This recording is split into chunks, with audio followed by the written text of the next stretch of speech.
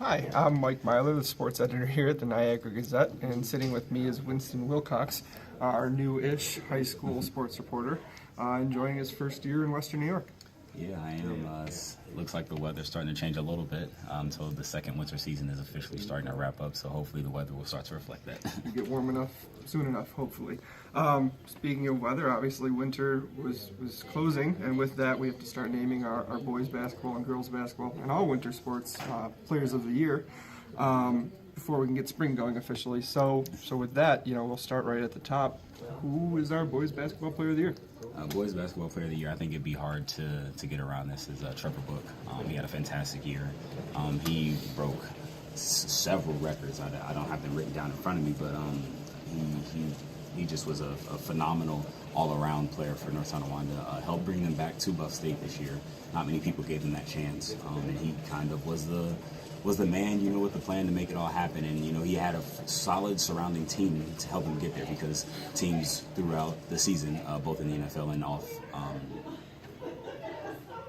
non-conference, that's what I was looking for. And non-conference teams, obviously keyed in on him because he's been a fantastic player. His 3 years, he played 3 years of varsity basketball. So, he obviously didn't do it alone, but he was a very, phenomenal player, fun to watch, and, kind of really carried that team. And I think he was, if you ask any of the NFL coaches, they would agree that he was probably a unanimous decision for Player of the Year for boys basketball. Yeah, and of course he led the Lumberjacks to this Section 6 title last season. Couple losses from that team. You knew teams would be keying on him even more this year, and he stepped up. I don't think there's one instance of him not, rising to that occasion. Absolutely. So the girls' decision was a little bit tougher than the boys, right? Yeah, we had, there were quite a few girls that we had options of choosing.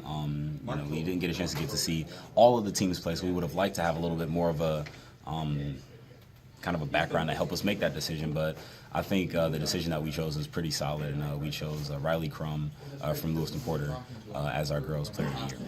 And Newport was, if you didn't follow them all season, the expectations weren't exactly high. They just had a lot of new girls who hadn't played basketball even, right? Yeah, I remember when I talked to Kevin Morzewski, the Newport girls coach, he mentioned that this season was going to be a rebuild season in terms of trying to get the players comfortable playing with each other, get them playing basketball, and get them playing well just on the court and understanding the game a little bit better. And it was funny, he said that the team kind of came together once he got a true point guard, and it was a sophomore call up on the JV team. Claire Skoronsky, she came in to the program as a true point guard, and and it was about in December when he made that decision to bring her up, and that's about when their season changed. Winston, what did Riley do for getting Newport to a level where not only were they a competitive team, they were one of the better Class A teams in Western New York? Right. Well, Riley again had a very similar role that Trevor Book had on his team, where she was kind of the player to watch. I mean, she drives the basket really well, finishes really well. I remember watching her in the Pioneer game, and she kind of really just took control in that game. And throughout the season, I like to think that teams really keyed in on her, which means that Riley, she's not a true point guard player, so she was kind of playing the point forward role, and that necessarily wasn't her role on the team. In terms of making her, utilizing her to the best of her skill set. The best of her skill set is working her kind of inside, outside the lane, kind of a stretch player, a stretch forward. And so when they got Skoronsky out as a point guard, that kind of helped put Riley down inside where she's more useful. And I think that's where kind of the season kind of picked up, where Riley was able to play more of the role that she's comfortable with. Okay. Let's move on to a couple of the other winter sports. We had two state champion wrestlers, right? Willie McDougald from Niagara Falls and Anthony Robinson from Star Point. Anthony, obviously a big football player around here, bigger wrestler apparently. How did we decide to handle that player of the year wise? I think it was pretty simple in terms of choosing the two guys that excelled really well at states. We had a lot of players from Wheatfield that were very, very strong candidates. We had the McDougalds, Warren and Justin, were phenomenal wrestlers throughout the entire season up through sectionals. Jake DeWolf had a phenomenal season as well as what's another player, I can't think of his name. Tebow, yes. Josh? He again, another kid. I think Wheatfield took 5 or 6 I players. Wheatfield sent 5 to states. Yeah, that was just a fantastic season for them, and a lot of those guys are younger. So they definitely have an established program for the future, I would like to think. And then for Willie, for Niagara Falls, I mean, it was pretty clear in terms of, he was the first state champion for wrestling in Niagara Falls. Is that correct?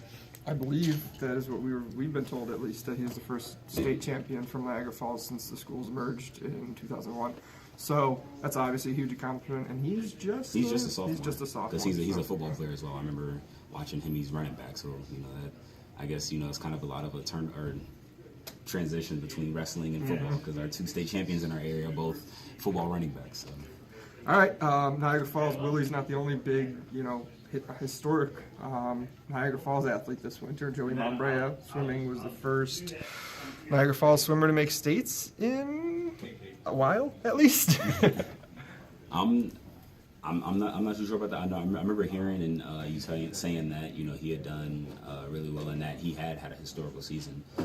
So it was definitely a very easy candidate for in that aspect. Because we like to definitely go for those players that really do stand out and bring a lot to their programs. And Joey Mombrea, he's kind of one you can't escape from. And then bowling, we actually have a couple here. We've already run our bowling player of the year, so you've probably seen them right here. We have Mackenzie Gilmore, girls bowler of the year from Niagara Falls, and then also Nathan Papiernik. I apologize if I'm pronouncing the name wrong. Nathan, sorry. So that's a pretty big winter for Niagara Falls High School, huh? Yeah, Niagara Falls. They could have gotten. They could have even got close to doing almost a clean sweep with basketball as well, because they had a lot of young players on both the boys and girls team respectively that were fantastic throughout the year. So I would definitely like to think that they will make their names into the candidate pool for next year as well. But Niagara Falls definitely had a solid winter season in my opinion. Cool. Well, with that, hopefully we'll start to close the book on winter and the winter season, and hopefully we'll find a way to do this again shortly. So, thanks, guys.